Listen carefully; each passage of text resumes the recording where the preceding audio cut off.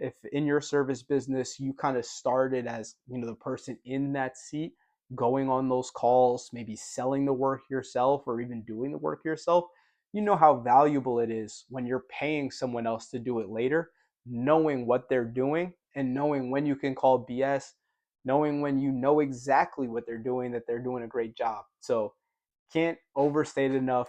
You've got to try to do it yourself a little bit. So third question, why do you need to scale an ad budget? Why can't you just start with the massive budget? And what does scaling it even look like? So before you even touch a budget, if you've already been running a campaign, you want to go and audit that performance data. So this is what we'll do. We'll go in, we'll see what's working, what's not working. If we're seeing that there's a bunch of low-hanging fruit, so people looking up DIY phrases, competitors, services you don't do, we'll cut all of that stuff out and be able to save you some money before we make any major changes to a campaign.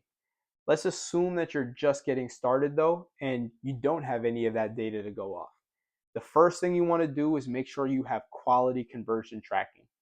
And so you come in, you need to make sure that on a smaller budget, that every call and form fill is being tracked correctly and attributed correctly.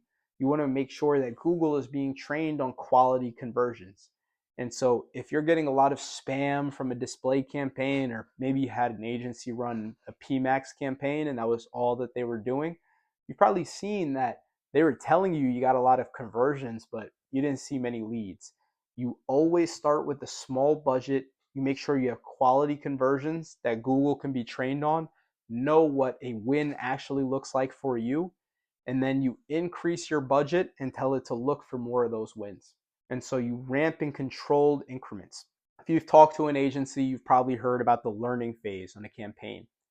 If you go in and you double a budget overnight, you re-trigger that learning phase. And so you can be set back 6 to 8 weeks from when you already had this data starting to build and these conversions ramping. And so we always make sure we only scale at about a 15 to 20% increase at a time. And so you never double that budget overnight. That's for both Google and Meta. You want to take an incremental approach. Make sure you don't re-enter that learning phase and make sure you just stack those wins. And then lastly, you want to just go with the channels that make sense. You start with budgets spread across different campaigns, a little bit in local service ads, Google ads. You start to see what your cost per conversion looks like, and you scale the ones that are winning for you, right? And so if Google ads is generating leads at a slightly higher cost than local service ads, but you're closing double the leads you were getting from that Google ads campaign, maybe it makes more sense to increase your Google ads budget before increasing your local service ads budget, because you're getting a higher return there, even if your cost per lead is different. So knowing the data and then scaling what actually makes sense is the approach that you always want to take. How much should a contractor website cost? This is a great question. A lot of people have a lot of misconceptions around what the cost should be. And so I'll kind of talk about these 3 different bands that we generally think you should consider. This is just based on current market prices and what's actually reasonable for you to spend for different quality websites.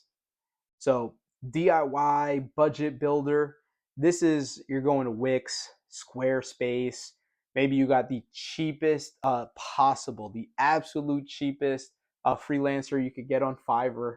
You're going to get a website in that $500 to $2,000 range. It's going to look generic and out of the box, fully templated site. It's usually slow, pretty difficult to rank on some of those CMS tools like Wix or Squarespace.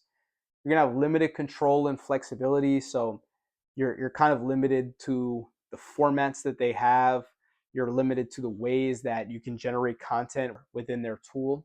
And you don't have a lot of the same flexibility that you would have on a WordPress or some other CMS tools that we see, like Webflow as an example, that just give you a lot more flexibility and control to get the SEO results that you're looking for.